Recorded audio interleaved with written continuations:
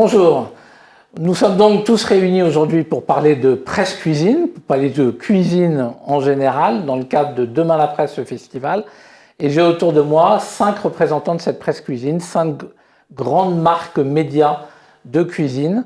Je vais commencer par vous présenter tout le monde. En tout premier lieu, place au leader, avec Ève-Marie Zizalalu, qui dirige la rédaction de Régal, leader en diffusion de la presse cuisine, et avec Marilyn Clara, qui est rédactrice en chef adjointe de Cuisine Actuelle. Également avec Aurélie Martel, qui dirige Marmiton, et Tancrède de la Morinerie, qui dirige le pôle nature de Reworld Media et qui vient d'éditer le dernier né de la presse cuisine, Gueuleton. Et enfin, nous n'avons pas avec nous physiquement, mais avec nous en distanciel, chez elle, Elvira Masson, qui dirige Marie-Claire Food, mais qui est également rédactrice en chef adjointe lifestyle du groupe Marie-Claire, donc qui travaille aussi bien sur le design, la déco et donc la food. Voilà, on est donc tous réunis, 5 grandes marques, pour parler de presse cuisine pendant une grosse trentaine de minutes. Alors évidemment, on est dans un contexte sanitaire particulier, une année qui a remis l'alimentation au cœur des préoccupations de la France entière, non seulement parce que les problèmes de santé et d'alimentation et de nutrition sont revenus au premier plan, mais également parce qu'avec la fermeture des restaurants, tout le monde s'est remis plus que jamais à faire la cuisine, matin, midi et soir, tout au long de la journée, et que les confinements nous ont ramenés vers les fourneaux de manière extrêmement intense. Donc, à période particulière, évidemment, audience exceptionnelle de cette presse-là, quels que soient les canaux. Et on va démarrer avec le dernier né de cette presse cuisine, qui s'appelle Gueuleton, qui est arrivé en fin d'année dernière. En novembre. Et qui a, je crois, on va en savoir plus tout de suite avec Tancrède, a été un gros succès. Mais avant de donner la parole à Tancrède, une petite vidéo qui, je crois, a été vue 3 millions de fois sur Facebook, donc ce qui donne une idée du succès de Gueuleton. Et après, on démarre le débat.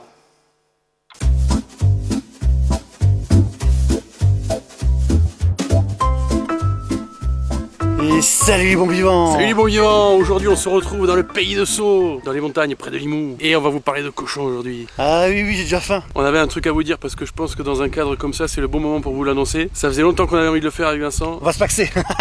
En novembre, on va lancer notre premier magazine. Le magazine Gueuleton, le magazine des bons vivants. Sur l'art de vivre, tout ce qu'on aime. Des bonnes gueules, des bons vivants, des bonnes vivantes, des vignerons, des coups de fourchette, des bonnes quilles, des paysages, des vieilles bagnoles. Et on espère que ça va vous plaire. You are my best friend.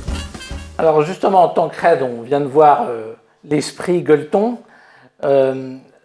Pour démarrer cette table ronde, je voudrais qu'on parle vraiment de l'engagement de la presse cuisine dans ce contexte un peu particulier où on a vu que la presse cuisine était devenue encore plus engagée, peut-être plus responsable, plus militante.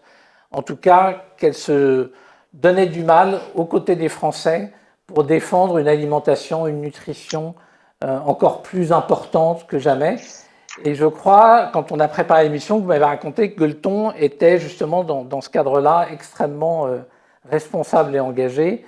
Et vous avez donné 2-3 exemples assez concrets, je voudrais que vous nous racontiez. Oui, alors effectivement, nous, on est le petit dernier. On est arrivé en novembre pour le premier numéro. Et le second numéro arrive dans les kiosques le 10 février. Alors, moi, je ne dirais pas qu'on est un magazine militant. Par contre, il est vrai qu'on vante une certaine culture de la cuisine française, c'est-à-dire que peut-être en décalage par rapport à une autre presse ou d'autres médias qui sont très intéressés par, j'allais dire, une cuisine qui peut éventuellement faire maigrir ou beaucoup autour de la santé, même si nous, bien évidemment, on s'y intéresse, mais on voulait être plutôt dans quelque chose de jovial.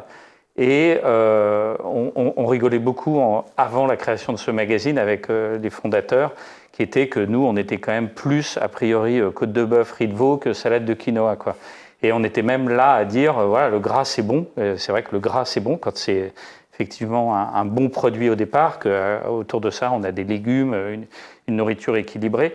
Et on se disait que ça, on ne le retrouve pas forcément cette culture de la bonne bouffe, du gueuleton dans la presse. Donc on s'est dit pourquoi pas, peut-être que si on lance ça, il y a des gens qui, comme nous, adhéreront à ça. On savait que déjà, avec Gueuleton, il y avait une communauté qui était là.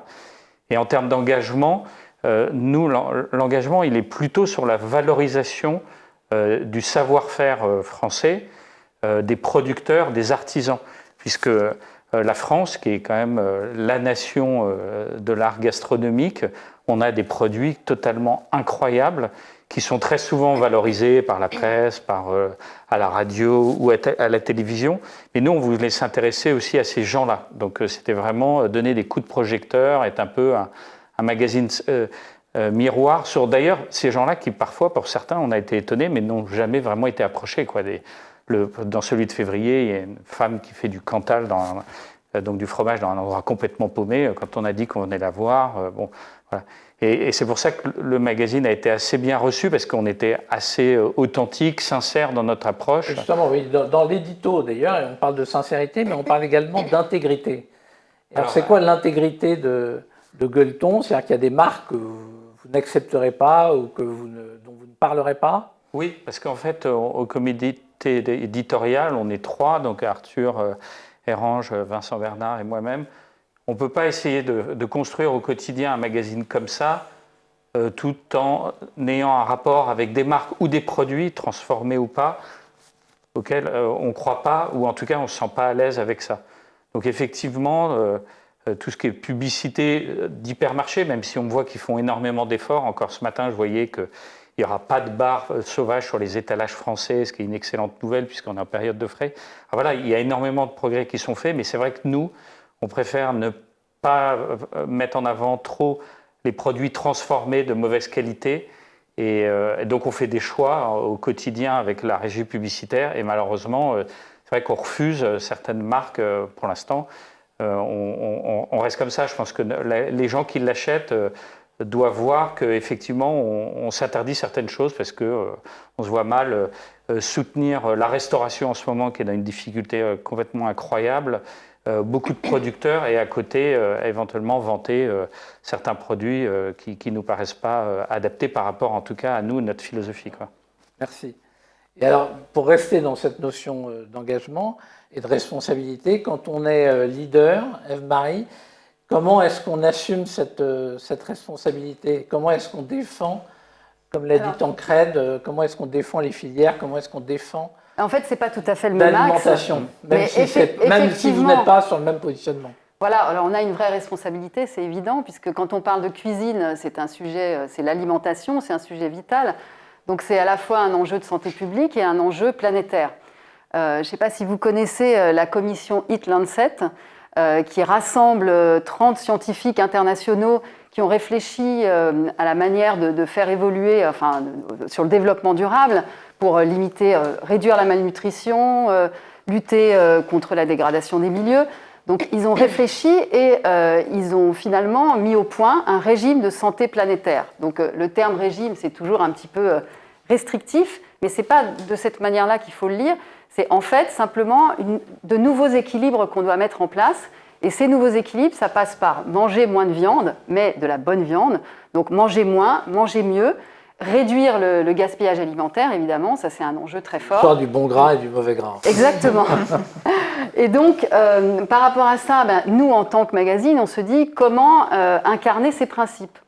Et donc ces principes, on va les incarner de façon très simple à travers des rubriques. Donc on a mis au point une nouvelle rubrique dans Régal, dans le numéro courant, donc, qui est une rubrique anti-gaspi.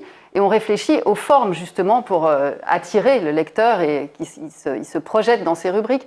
Donc on part du produit brut et on montre toutes les manières d'utiliser un produit à travers les épluchures, le bouillon, les arêtes quand c'est un poisson, les graines si c'est une courge. Donc voilà, c'est une déclinaison complète et la forme va être adaptée. Donc ça c'est une première étape. Ensuite, il y a un autre projet sur lequel on travaille qui nous tient à cœur, qui est un hors-série spécifique qu'on lance donc en avril prochain, le 15 avril, qui va s'appeler Régal Nature. Et là, donc l'engagement, c'est vraiment comment incarner en recette la révolution flexitarienne. Donc, c'est volontairement pas un magazine veggie, parce qu'on veut rassembler le plus de monde. Et que là, je vous rejoins, effectivement, si on veut rassembler, il faut parler terroir, plaisir, mais en n'oubliant pas les grands principes qui doivent nous animer pour changer, protéger la planète et se protéger soi-même. Et c'est quelque chose que vous sentez de la part de vos lecteurs, ce besoin d'éthique, de transparence. C'est quelque chose qui vous est dicté par eux ou c'est vraiment un effort éditorial lié à l'ère du temps? Alors, je pense que c'est toujours un petit peu des deux. On le sent, on a des remarques, on a des retours de lecteurs qu'on peut sentir sur les réseaux sociaux, mais aussi, c'est aussi un devoir. Il y a un moment où on doit porter la bonne parole, et donc il faut trouver des méthodes pour transmettre cette information, parce que sinon, ça ne se fera pas tout seul. En tant que presse, on a des responsabilités, donc c'est à travers ça qu'il faut le faire, quoi. Alors, on va rester un petit peu sur l'engagement. Et Elvira, je voulais savoir un peu, quand on porte la marque Marie-Claire, qui n'est pas n'importe quelle marque, on s'appelle donc Marie-Claire Food, et qu'on a derrière la marque des dizaines d'années d'engagement, que ce soit sur le féminisme ou d'autres types d'engagement, comment ça se transpose en cuisine? Est-ce qu'on repart d'une feuille blanche ou est-ce qu'on repart de l'ADN de Marie-Claire et de la notion d'engagement de Marie-Claire? Non, on ne fait pas du tout table rase du passé parce qu'effectivement, comme vous le rappeliez, le Marie-Claire historique est un magazine féminin en prise avec la société engagée. Et avant d'être Marie-Claire Food, je suis Marie-Claire avec une nouvelle formule qui est sortie début septembre, dont la signature est la voix des femmes et le sens de l'époque. Donc, je suis complètement en phase avec ce que viennent de dire Tancred et Ève-Marie, les valeurs d'artisanat, de bons produits, de sens de la terre, l'anti-gaspi, l'écologie. Mais à ceci s'ajoute également pour nous, Marie-Claire, les femmes, leurs combats, leurs préoccupations, leur place dans la société, mais aussi, comme on le disait, des valeurs de l'époque, donc engagement, diversité, mode de consommation responsable, mais aussi, bien sûr, le sens du style et le plaisir, parce qu'un magazine comme Marie-Claire reste un magazine féminin où toutes ces thématiques-là sont très présentes, mais avec toujours beaucoup de plaisir et de style. Et ça vaut pour tous les champs du lifestyle que je défends, y compris la food. Et clairement, aujourd'hui, mais ça rejoint complètement ce qui a été dit précédemment, on ne peut plus proposer des contenus food hors sol, quoi. Les contenus food sont forcément engagés au printemps. On traite évidemment de produits de saison, mais on traitera autant de recettes que de celles et ceux qui cultivent le produit qui est au cœur de la recette. Ça passe par beaucoup de récits, de personnalités, de profils engagés. Je pense notamment à notre hors-série, notre premier hors-série qui est apparu fin octobre, où certes, il va y avoir de la recette, il va y avoir des tips anti-gaspi, il va y avoir des recettes de saison, il va y avoir de la guidance, du tutoriel, du service. Mais il y a aussi des profils de femmes et d'hommes, parce qu'on a une marque féminine, on traite évidemment d'hommes qui nous paraissent pertinents, qui vont être des activistes, qui vont avoir un sens du style très fort, qui vont lutter contre toute forme de discrimination, injustice alimentaire. Je pense à Sophia Rowe, qui est une activiste américaine, afro-américaine, qui est à la fois cuisinière et militante. Voilà, c'est un peu ça l'essence de ce qui est Marie-Claire Food. Un féminisme dans la food, féminisme culinaire. Oui, un engagement féministe. Engagement en faveur des femmes. Ouais. Diversité, c'est écologie, intéressant féminisme. d'avoir réussi à dupliquer ça dans l'univers de la food.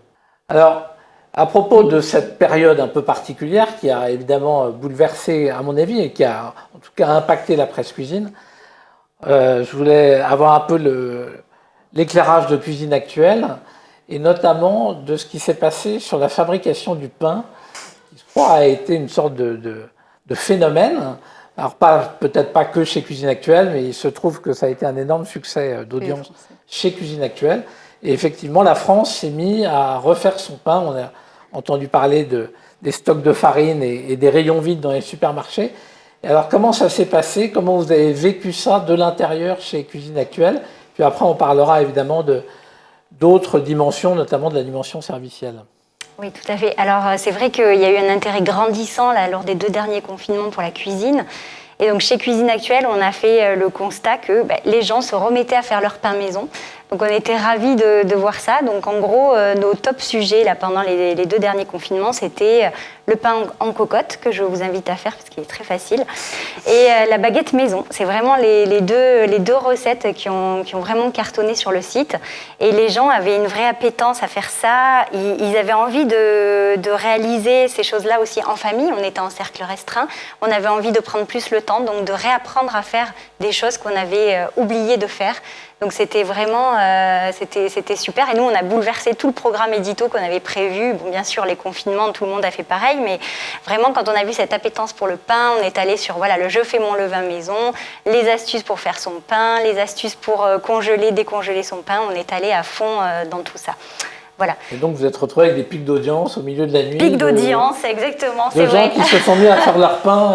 À 1h du matin, pic d'audience sur comment je fais mon pain maison. Donc voilà, très intéressant, assez marrant de voir ça. Et puis ça explique peut-être toutes les pénuries de farine qu'il y a eu. En tout cas, voilà, les gens ont eu envie de remettre les mains à la pâte et ça c'est chouette. C'est la magie de la cuisine aussi. Donc on est très heureux de ça. Chez Régal et Marmiton, vous avez eu ça aussi ?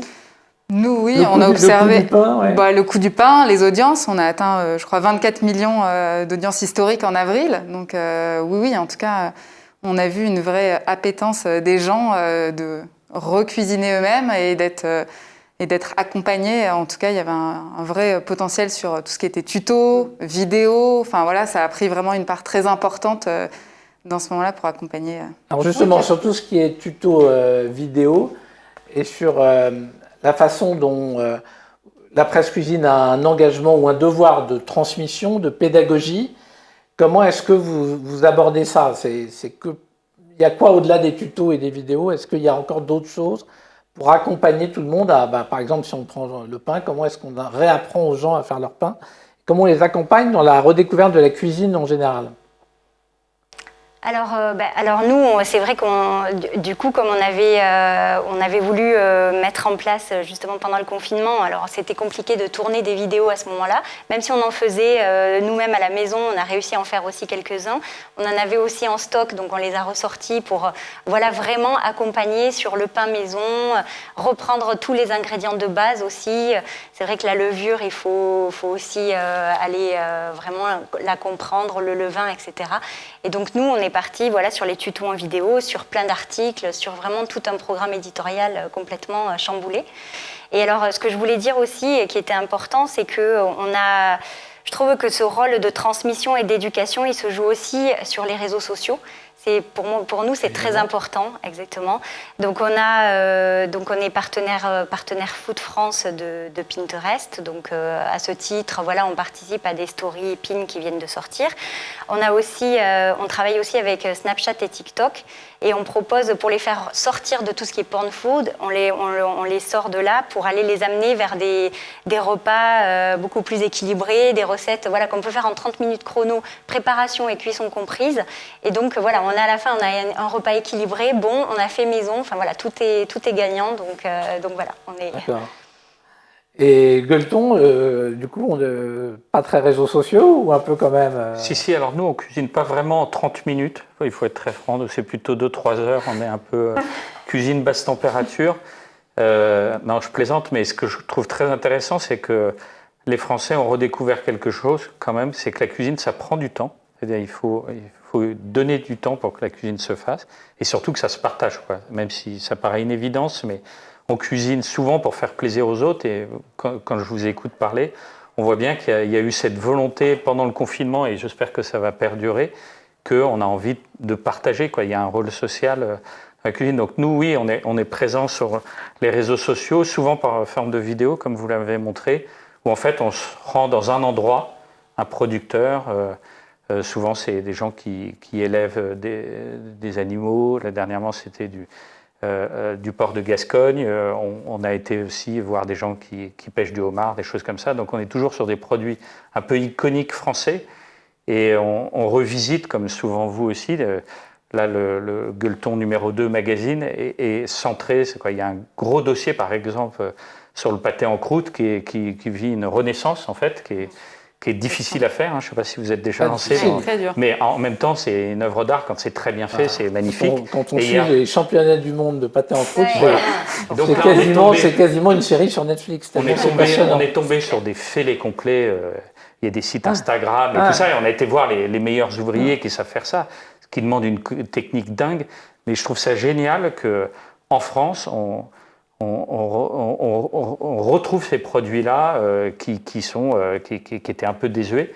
Et donc, voilà, et c'est ça aussi la cuisine française, c'est qu'en permanence, on se réapproprie, on retrouve des produits oubliés, comme d'ailleurs des légumes oubliés. C'est ça qui est génial, quoi. Ce qui est sûr, c'est que la période a dû impacter vos contrats de lecture et vos relations avec les lecteurs. On a beaucoup parlé de co-construction, c'est-à-dire la façon dont vous dialoguez avec vos lecteurs pour concevoir soit vos recettes, soit vos rubriques, soit vos contenus. Comment se passe cette co-construction? Si on peut s'arrêter 2 secondes, ceux qui veulent parler de co-construction, ça me paraît assez intéressant. Alors moi je veux bien, c'est vrai que en fait, la co-construction elle est vraiment transversale, elle est en 360 chez Cuisine Actuelle. On a donc la co-construction avec le magazine, on part directement en province, on va rencontrer nos lectrices et on co-construit le magazine avec elles. Les nouvelles rubriques, on les leur fait tester, on leur demande toutes leurs envies, on est vraiment en co-construction avec elles. Sur le site, il ne va pas se passer un mois sans qu'il y ait un questionnaire d'expérience utilisateur pour apprendre à mieux connaître nos internautes. Et puis ensuite, la troisième chose dont je tiens à vous parler là, c'est le Grand Prix Cuisine Actuelle qui est très important pour la rédaction. Qui permet à nos lectrices et internautes de recevoir une box à la maison, de la tester, de pouvoir commenter. Et en fait, ça nous fait une véritable étude de marché qu'on envoie directement à chaque marque participante. Et donc, ça leur fait, si vous voulez, les consommatrices, elles se sentent vraiment très heureuses de pouvoir aider les marques à améliorer, à perfectionner leurs produits au quotidien. On a eu quand même 6000 candidatures en 2020. 84 marques participantes. On espère que 2021, ce sera encore mieux. Et c'est vrai que voilà, je me rappelle d'une consommatrice qui a dit je suis vraiment ravie que mon avis puisse être pris en compte par les marques. Et ça, c'est vraiment voilà, c'est la vraie co-construction qu'on essaye de faire, nous. Et Régal, vous parlez à vos lecteurs tous les combien? On parle sur les réseaux, sur Instagram et Facebook, c'est tous les jours. Donc là, c'est régulier, c'est quotidien. Mais après, bon, évidemment, pas tout à fait la même façon d'interagir. Mais ce que je trouve intéressant sur le web, c'est qu'en fait, on a tous notre place. On est tous complémentaires. Et quand on voit les résultats des études, on s'aperçoit que nos lecteurs, ils vont aussi bien sur Marmiton que sur Cuisine AZ, que sur Régal. Et ils vont chercher des choses différentes. Et ils passent de l'un à l'autre. Nous, par exemple, on va proposer des recettes qui sont créatives, avec un haut niveau d'expertise. C'est ça que les lecteurs vont aller chercher, et puis ça ne les empêchera pas d'aller ailleurs. Et donc, c'est très riche, en fait. C'est pas comme dans un linéaire où, là, il y a une place limitée. Le web, au moins, on a cette chance de tous pouvoir se développer de façon exponentielle, et c'est ce qui se passe, en effet. Et d'ailleurs, s'ils achètent Régal, ça ne les empêche pas d'aller regarder les vidéos de Gueuleton. Exactement. Sur un sujet et d'être sur Marmiton aussi. Enfin, c'est ça qui est aujourd'hui... C'est la richesse de la cuisine. Alors justement, on a parlé de 360. Puisqu'on parle de 360 et du web, Marmiton, c'est la saga, la success story dans le domaine de la cuisine, à l'origine sur le web, puis évidemment en print après. Comment se passe aujourd'hui, après toute cette période de complémentarité digitale et print, comment se passe cette complémentarité? Elle est rentrée dans quelle phase? Non, mais c'est intéressant, c'est vrai. Je pense qu'autour de la table, on est le seul média où on est parti de... le magazine Marmiton, il a été créé il y a 10 ans à la demande des Marmitons. Donc, c'est l'écoute des audiences, la co-construction dont on parlait. C'était un test. Bon, il est toujours là 10 ans après. Donc, c'est intéressant. C'est une audience co-créatrice qui fait 70 000 recettes. Voilà. Je dis souvent que tout le monde est un peu Marmiton, parce qu'il y a un Français sur 3 qui va voir le site Marmiton. Donc, c'est vrai que ça rejoint beaucoup de choses qu'on s'est dit, mais on a un vrai devoir à ce titre-là. Et en tout cas, cette complémentarité, elle se fait parce qu'elle nous permet d'adresser des contenus sur des audiences qui sont un petit peu différentes, puisque l'audience de notre magazine n'est pas exactement l'audience ni de notre site, ni de nos TikTokers, par exemple, donc ça c'est sûr, mais de garder l'ADN commun. Alors, il y a beaucoup de choses qu'on a partagées autour, mais nous, c'est vraiment le fait maison, voilà, tout ce qui est transmission qui est très important et les plats simples dans la cuisine. Donc, on essaye de transmettre toutes ces valeurs dans cette complémentarité avec cette offre très servicielle. Et c'est cet ADN qui nous a toujours suivis et cet ADN, je pense, d'écoute, de côté un petit peu communauté Marmiton. Il y a quelque chose de drôle, mais nous, il y a quelques années, on a fait notre numéro de janvier, là où toutes les marques, beaucoup de marques faisaient de l'anti-détox voilà. Nous, tout le monde nous disait, mais on n'a pas envie d'anti-détox, on a envie de réconfort, c'est janvier. Et on a fait notre une de janvier sur l'anti-détox. Je pense que c'est un des magazines qui a été qui a eu un plus gros succès. Donc voilà, elle se fait par l'écoute. Et donc c'est cette écoute, en fait. On écoute vraiment nos audiences. On a des groupes Facebook et on écoute tout ça pour pouvoir créer des contenus à la fois sur des temps très courts pour répondre à des choses. Ça a été le cas notamment pendant le confinement. Et à la fois sur des temps plus longs en allant dans des dossiers plus complexes et plus approfondis grâce à la presse. Donc on la joue vraiment comme ça, cette complémentarité. Quand on est autant multicanal, multiformat, on arrive à continuer de mettre autant d'énergie sur tous ces formats, tous ces canaux, où il y a quand même un prisme qui fait que... Non, bien sûr. On va pousser plus les réseaux sociaux ou les nouveaux formats. Non, parce qu'encore une fois, il y a une vraie complémentarité. Donc on arrive à mettre le même effort. À la fois sur la presse et à la fois, nous, on a aussi de l'édition, de la diversification. Le magazine est aussi important que la chaîne YouTube, que les réseaux sociaux. Bien sûr, parce qu'on se doit avoir ce niveau-là, en tout cas leader digital, on se doit d'avoir ce niveau et cette exemplarité, ce travail. Donc, on essaye de mener tous les combats. Elvira, quand on démarre comme ça une marque Marie-Claire Food, aussi récemment que ça, comment est-ce qu'on rattrape, ou en tout cas comment est-ce qu'on se lance dans cette course digitale en parallèle de hors-série print? Comment est-ce qu'on part à la chasse de cette audience digitale? Alors c'est un peu particulier, notre contexte au groupe Marie-Claire, c'est qu'historiquement, la déco sur le site de Marie-Claire était absorbée par Marie-Claire Maison et la food par Cuisine et Vins de France, qui est une autre marque très forte, historique, assez patrimoniale. Et on est en train précisément de retravailler l'arborescence du site. L'arborescence, c'est également de mettre en œuvre une nouvelle politique éditoriale dédiée au Marie-Claire, dans laquelle les préoccupations food liées à Marie-Claire seront apparentes, avec également une nouvelle politique vidéo. Alors voilà, c'est du work in progress, on est en plein dedans et ça se justifie complètement parce que, comme je l'expliquais précédemment et comme le disait aussi Eve-Marie, il y a une complémentarité. Il y a de la place pour des recettes de saison, de Noël, assez classiques, assez patrimoniales. Il y a de la place pour des profils qu'on connaît pas encore, mais qui gagnent à être connus, de femmes et d'hommes qui cuisinent et proposent quelque chose de différent dans le monde entier, parce qu'on a un prisme aussi, nous, au Marie-Claire, qui est pas très ethnocentré, pas très franco-français. Donc tout ceci est parfaitement complémentaire au sein même d'un même groupe. Mais c'est en effet du work in progress, on est en plein dedans, quoi. Et puisqu'on est dans ces nouveaux canaux, ils ne sont pas avec nous aujourd'hui, mais Gourmand lance sa chaîne de télévision sur la TNT, Gourmand TV. Quand on appartient maintenant au groupe TF1, Marmiton, est-ce que ça fait partie des projets, ou est-ce que la vidéo se suffit à elle-même, ou est-ce qu'il y a des projets télé également?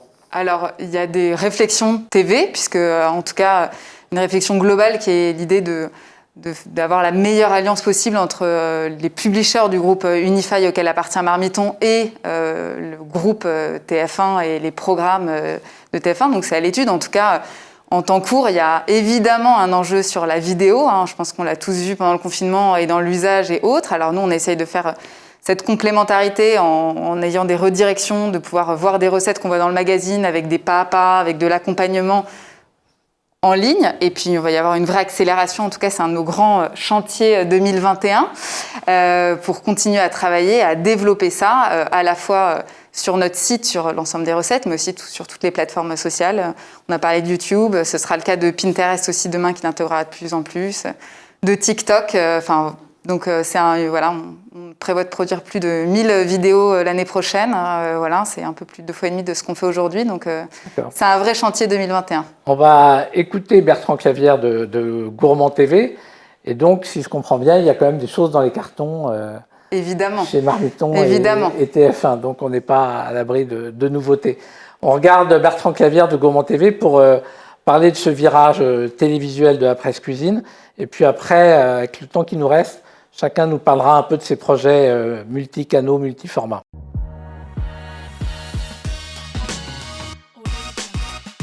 Chez Gourmand, nous réalisons et produisons toutes nos recettes de cuisine, tous nos tests de produits et tous nos reportages. Et nous prenons soin de les adresser à la fois à nos lecteurs, à nos internautes et désormais à nos téléspectateurs. Bertrand Clavière, directeur des publications grand public, éditeur de Gourmand et de Gourmand Télé, est là pour nous expliquer pourquoi ce besoin d'innover et de se réinventer. Bonjour Bertrand. Bonjour Nathalie. En effet, nous avons besoin d'innover, de nous renouveler. L'année 2020 a montré des accélérations énormes des habitudes de consommation des Français. Le repas familial reste un élément clé de la façon de consommer à la maison, mais on constate également des évolutions sensibles avec des nouveaux modes de repas, l'apéro dînatoire, le plateau repas, les dîners plus flexitariens où chacun choisit un petit peu comme il a envie de faire. Avec cette multiplication des repas, les personnes qui cuisinent pour leurs proches chez eux ont besoin de renouveler leurs recettes. Nous allons leur proposer. Ils ont également besoin d'avoir des repères face aux innovations produits. Alors, chez Gourmand, l'une des approches consiste tout simplement déjà à tester les produits dont on va parler, les innovations des industriels. On les goûte, on les cuisine, on les chauffe, on voit comment ils fonctionnent et on va parler de ces produits et de la façon de les utiliser. Justement, Bertrand, il y a déjà une nouvelle formule de Gourmand. Son contenu est étoffé, Gourmand est devenu mensuel, il a gagné également en exposition en GMS. Vous préparez quoi d'autre ? Et la plus grosse innovation que nous aurons en 2021, c'est bien évidemment le lancement de Gourmand TV. Gourmand TV nous permettra de décliner sur le format télé des contenus que nous avons au départ conçus pour le print. Et ça, nous sommes les seuls à pouvoir le faire. Cela implique des productions spécifiques. Comment ça s'organise ? Une recette qui est faite sur le magazine et qui est rédigée pour le magazine a vocation à pouvoir être diffusée sur la chaîne Gourmand TV, mais également sur le site Gourmand. Cela nous a imposé de revoir nos process, les process de rédaction, les process de shooting. Je dois dire qu'un plateau TV ici nous aide aussi un petit peu à faire ça. Et en termes de contenu, il y a du nouveau ? Il y a du nouveau, parce que d'abord on s'adapte aux évolutions de consommation des Français, donc on va traiter de rubriques qui sont anglais pour répondre à leurs interrogations sur leur façon de consommer. On va peut-être introduire plus de flexitariens, plus de produits, de reportages sur le sourcing des produits, sur de la terre à l'assiette, comment ça fonctionne, la chaîne de fabrication pour les rassurer. Plus de vaches dans les champs, d'ici à 20 ans, qu'est-ce que ça peut représenter comme impact ? On nous parle également de lait végétal, beaucoup de fromage végétal. On aura une émission, débat, qui accueillera des chefs, des sociologues, des associations de consommateurs, des startups, des industriels, tous ceux qui font en fait l'activité du food en France et qui pourront débattre sur ces sujets-là. L'idée principale, c'est d'avoir un contenu qui se décline entre le print de façon cohérente, print, digital et télé. Merci Bertrand. Au revoir. Merci Nathalie. Au revoir. Donc voilà une marque média qui continue de se développer et qui se lance en télévision. Évidemment, toutes les marques médias ont besoin et de digitalisation et de diversification. On a, depuis le début de cette table ronde, beaucoup parlé de réseaux sociaux, de vidéos, de tutos, de chaînes YouTube. C'est quoi les prochaines étapes dans la digitalisation ou la diversification de vos marques médias de façon à ce qu'elles continuent encore plus d'interagir avec vos audiences? Marie, peut-être. Alors, nous, on va travailler sur un lexique culinaire illustré. En fait, c'est une idée que j'aimerais bien mettre en place. Ce n'est pas des vidéos tout à fait classiques, c'est vraiment de partir de termes culinaires et de les illustrer en en vidéo, mais très très courte, beaucoup plus courte que ce qui se fait aujourd'hui, et de créer donc une interaction avec le print à travers des QR codes, par exemple. Donc il y aura vraiment cette interaction entre les deux. Et puis il y a une autre direction sur laquelle on travaille, sur laquelle Unimédia est bien avancée là-dessus, c'est les lives. Et là, on va faire un test sur le numéro, enfin plus qu'un test, une vraie OP, sur le numéro 100, puisque notre numéro 100 c'est mars-avril, donc il sortira le 4 mars, et on sera en live, enfin Guy Krenzer de chez Le Nôtre sera en live. On organise un concours autour de ce live, et le jour de la sortie du magazine. Donc si ça fonctionne bien, on fera ça régulièrement, et on pourra éventuellement inviter des partenaires, des annonceurs, Donc des lives avec des chefs. Voilà, exactement. Et le médiatiser, bien sûr, en amont. Qui en ont bien besoin en ce moment. C'est sûr. Chez Cuisine Actuelle, c'est quoi les... Alors, chez Cuisine Actuelle, en 2021, on est convaincus qu'il faut aller sur tout ce qui est service. Donc, aider nos internautes à s'inspirer. Parce qu'aujourd'hui, on a des recettes par milliers, c'est le cas de tous les sites d'ailleurs, on a des recettes par milliers, mais maintenant, en fait, on aimerait les aider à vraiment chercher la bonne recette, la trouver, et surtout à la réaliser. Donc, on a déjà des services qui sont en ligne, le carnet de recettes, où on peut justement bookmarker la recette qu'on aime, la recette que l'on veut faire plus tard. On a la liste de courses qui va bien aider les gens dès qu'ils vont dans les supermarchés, les épiceries, etc. Et on a aussi lancé un coaching, plusieurs coachings, donc des newsletters sur 5 semaines, un programme pour apprendre à tout faire maison. Un programme pour aussi ne plus gaspiller tout ce qu'on a en cuisine, les épluchures, etc. Voilà, ne plus rien jeter.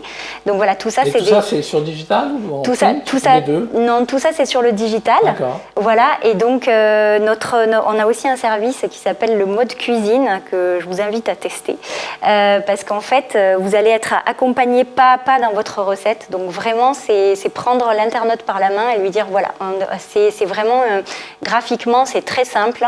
On arrive à faire une recette très, très, très facilement.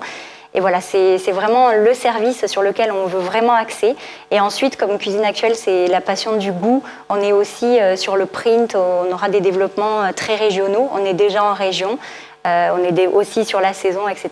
Mais on va y aller encore plus. D'accord, donc voilà. Le print n'est pas le délaissé. Print digital, non, bien sûr. Tout le monde. Elvira, quand est-ce qu'est le prochain numéro de Marie-Claire Food ? Il paraîtra début mai. Et le suivant, de nouveau, fin octobre. Voilà. D'accord. Bon. Et dans le même temps, comme je vous le disais précédemment, on est en train de retravailler l'arborescence du site et de mettre en œuvre de nouveaux contenus, parmi lesquels un petit format court vidéo de recettes faciles, vertueuses, engagées, inspirantes à destination des réseaux sociaux, un peu original, c'est-à-dire que la teneur de la recette est assez inédite et elle sera préparée et présentée par moi-même. Non pas que je veuille absolument me mettre en avant à tout prix, mais on pense que la dimension un peu d'incarnation et de personnalisation et sans doute d'émotion ajoutée a vraiment de la valeur pour nos lectrices. Et on travaille également sur un événement physique et digital dont je ne peux pas dire grand-chose de plus pour l'instant, mais autour des thématiques de la consommation responsable et la cuisine et le lifestyle responsable. Très bien. Tancred, le numéro 2, c'est quand ? Alors le numéro 2, il sort le 10 février dans les kiosques. Il y a les nombreux abonnés, parce qu'on a eu une vraie vague d'abonnements importante. C'était la belle surprise aussi. Et sur les prochains projets, nous, on a, comme beaucoup, on a vu que les Français avaient plus consommé de livres, et la presse aussi. Pour moi, les titres que je dirige, ont tous été en hausse cette année. Donc finalement, c'est intéressant parce qu'on voit que la presse reste quand même importante, la presse print, pardon. Et donc nous, on va continuer de lancer des titres de façon traditionnelle, j'allais dire. Je vois que vous faites plein de trucs sur les réseaux sociaux et c'est super. Donc nous, on va rester sur des choses plus traditionnelles, mais effectivement, on va lancer plusieurs nouveaux titres dans les mois qui arrivent. Donc il y a encore des belles perspectives. Donc des nouveaux titres. Bon. Ça, pour le festival Demain la Presse, c'est pas mal comme annonce. Voilà, dont au moins un dans le domaine de la food. Ah. Super. Marmiton. On ira l'acheter. En dehors des projets avec TF1, d'autres choses ? Non, continuer TF1. Alors, on est déjà avec Laurent Mariotte et Petit Plat en équilibre et continuer continuer la vidéo. Je pense qu'on se rejoint aussi sur tout ce qui est serviciel et ultra personnalisation. On travaille beaucoup là-dessus. On a mis en place EcoScore, Nutri-Score, même un service de mise en panier, ce qui permet, et ce qui permet aussi à nos annonceurs d'avoir une vraie synergie et complémentarité print et digital. Et on continue à travailler dessus et on travaille aussi beaucoup sur édition et diversification. Donc il n'y a pas que Marmiton ne sera plus que du digital, même si ça ne l'était pas, mais ça va continuer à être partout. Merci à vous tous. On va se quitter donc sur tous ces projets. C'est enthousiasmant de voir une presse cuisine qui marche aussi bien, des marques médias autant en forme, que ce soit sur le print, où il y a énormément de projets, que sur le digital. Merci à vous tous, merci à vous toutes, merci Eve-Marie, merci Marilyn, merci Aurélie, merci Tancrède et merci Elvira. On a regretté que vous ne soyez pas avec nous physiquement sur le plateau, mais c'était formidable de pouvoir dialoguer à distance comme ça aussi. Merci à très beaucoup. bientôt. Au revoir à tous. À bientôt. Au revoir.